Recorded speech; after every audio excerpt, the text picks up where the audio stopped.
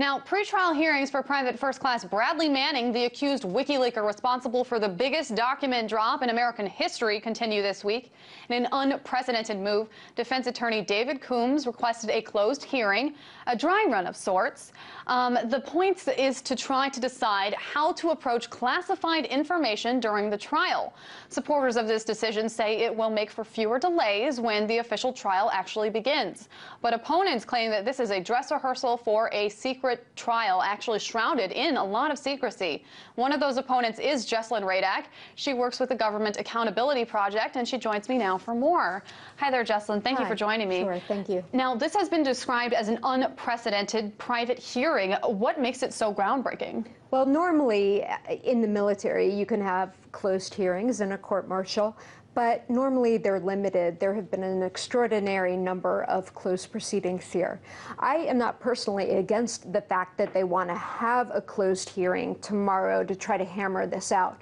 What I'm having trouble with here is that, for example, the judge asked the prosecution, how much of the trial do you envision closing?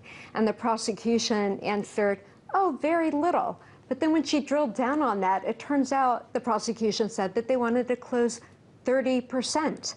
And that is really unprecedented. So we are dealing with an unprecedented level of secrecy, even for a court-martial. And one of the reasons that they do want to close 30% of the trial is because the government has 141 witnesses who can testify. About half of those people will be testifying about classified information, meaning that they would have to close 30% of the trial in public. And also, we do know that one of the people that will actually be testifying is somebody that was possibly involved in the Osama bin Laden raid, the information that came out of there. And they actually talked about disguising him to actually make that so that it would be even more secret. But obviously, you have to have some disagreements with Private First Class Manning's lawyer, David Coombs, and his decision to actually ask for this dry run of sorts. Why do you think he made this decision? Well, I'm only guessing, but I think he made this decision because he wanted to see how this very unorthodox procedure would work in reality in terms of having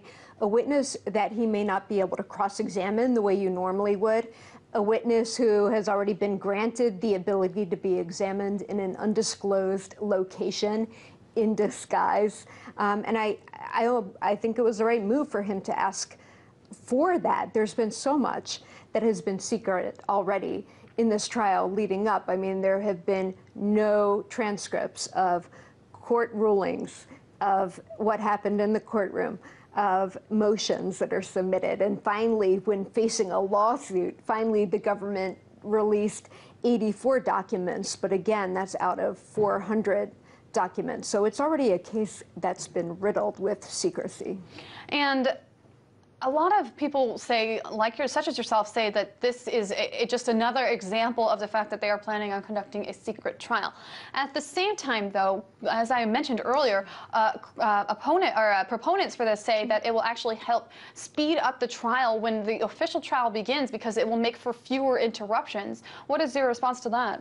You know, I've heard that argument, but the way to have fewer interruptions is to hammer the stuff out ahead of time, which would be what normally happens in a civilian trial. You would agree ahead of time on information that is sensitive being used with substitutions, with redactions, with summaries, sometimes with code words. You would figure all of that out ahead of time, well in advance of trial. And right now we are a few weeks away from June 3rd when trial begins. And this is, again, the military asking for, my understanding is, an unprecedented level of secrecy, even for a court-martial.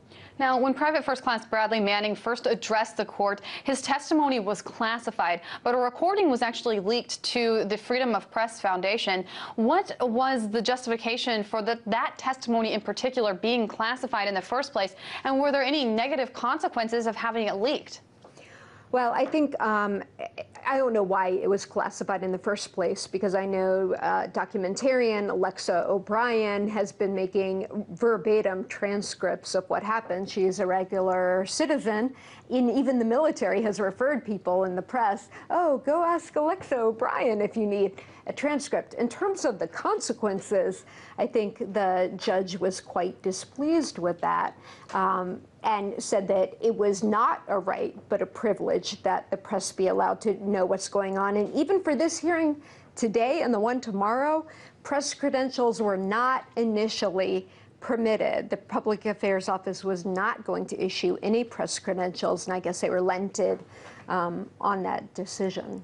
Jesslyn Radek from the Government Accountability Project, thank you for weighing in. Thank you.